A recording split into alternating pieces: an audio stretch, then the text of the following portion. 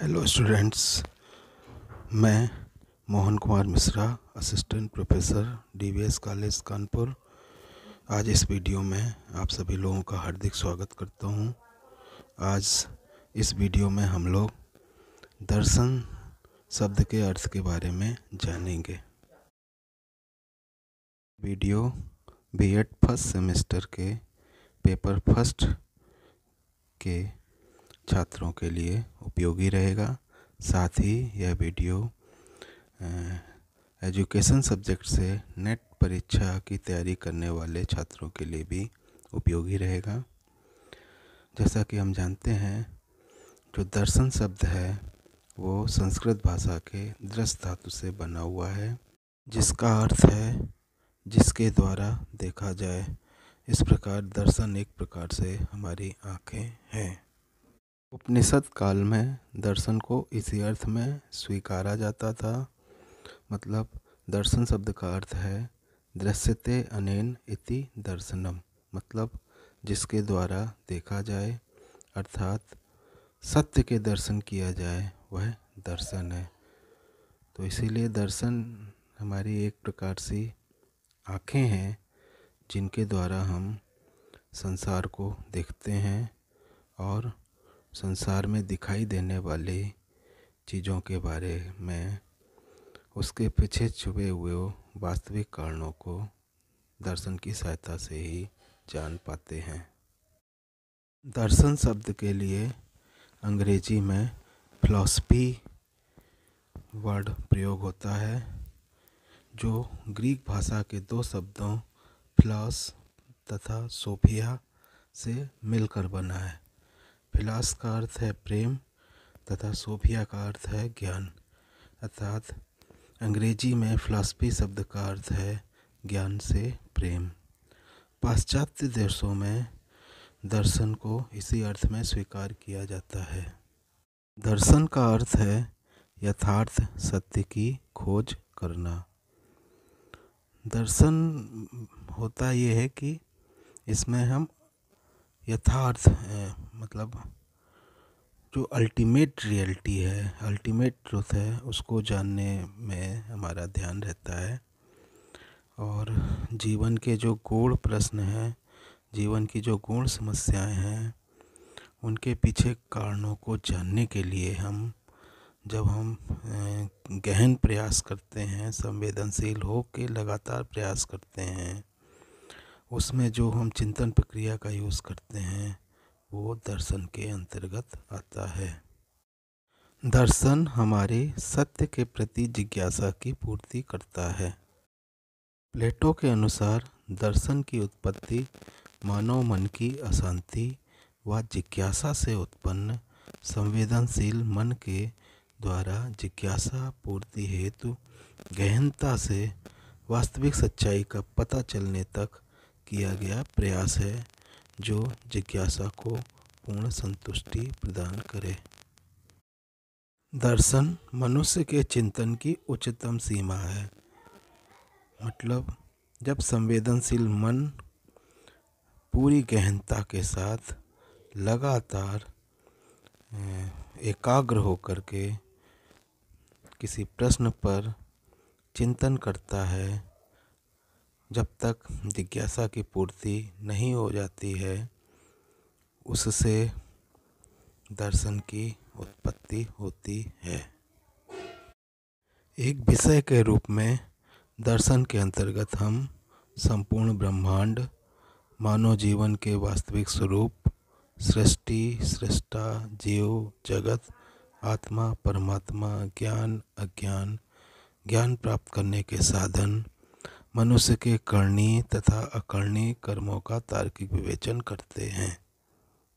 दर्शन विषय के अंतर्गत जीवन के जो गूढ़ प्रश्न हैं, जो हर मानव को कभी न कभी विचलित करते हैं, उनका अध्ययन हम करते हैं। जैसे आत्मा, परमात्मा, जीव, जगत, सृष्टि, सृष्टा, जन्म, मरण, मोक्ष, ये सब दर्शन के अंतर्गत आते हैं। अब हम लोग दर्शन शब्द की प्रसिद्ध दार्शनिकों द्वारा दी गई कुछ परिभाषाओं के बारे में अध्ययन करेंगे। उससे भी हमें दर्शन शब्द को समझने में मदद मिलेगी। जैसे डॉक्टर सर्वपल्ली राधाकृष्णन के अनुसार दर्शन सत्य के स्वरूप की तार्किक विवेचना है। मतलब हम लोग लॉजिकल इंक्वायरी करते हैं ट्रुथ के बारे में दर्शन के अंतर्गत।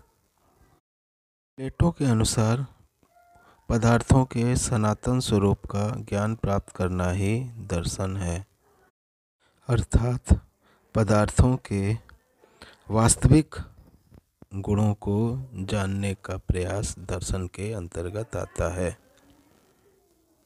यहाँ सनातन शब्द या इटर्नल नेचर से तात्पर्य ऐसा गुण है जो हमेशा से है, हमेशा से था और हमेशा रहेगा।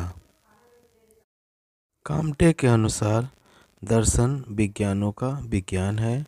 Philosophy is the science of sciences, यानी सबसे बड़ी जो साइंस है वो फिलॉसफी है, हमारी फिजिक्स केमिस्ट्री से भी ऊपर।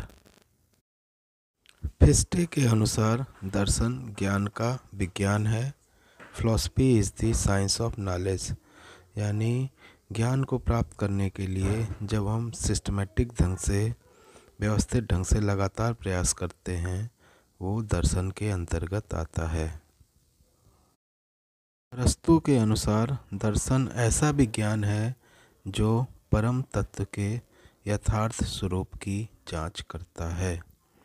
Philosophy is the science which investigate the nature of being as it is in itself.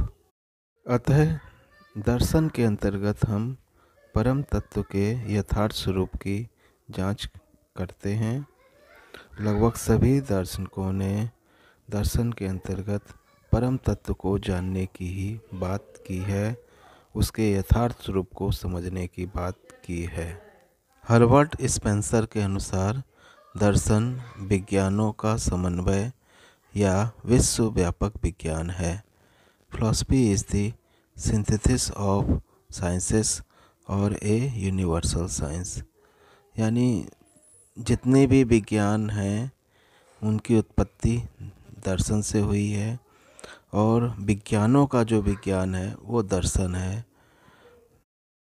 ब्राइटमैन के अनुसार दर्शन की परिभाषा एक ऐसे प्रयास के रूप में दी जा सकती है जिसके द्वारा संपूर्ण मानव अनुभव के विषय में सत्यता के साथ विचार किया जाता है, अथवा हमारे संपूर्ण अनुभव बोधगम्य बनते हों, मतलब समझने लायक बनते हों। बहुत से अनुभव ऐसे होते हैं जिनको हम महसूस नहीं कर सकते हैं, जिनको हमारी आँखें नहीं देख सकती हैं, उनको केवल हम दर्शन से देख पाते हैं।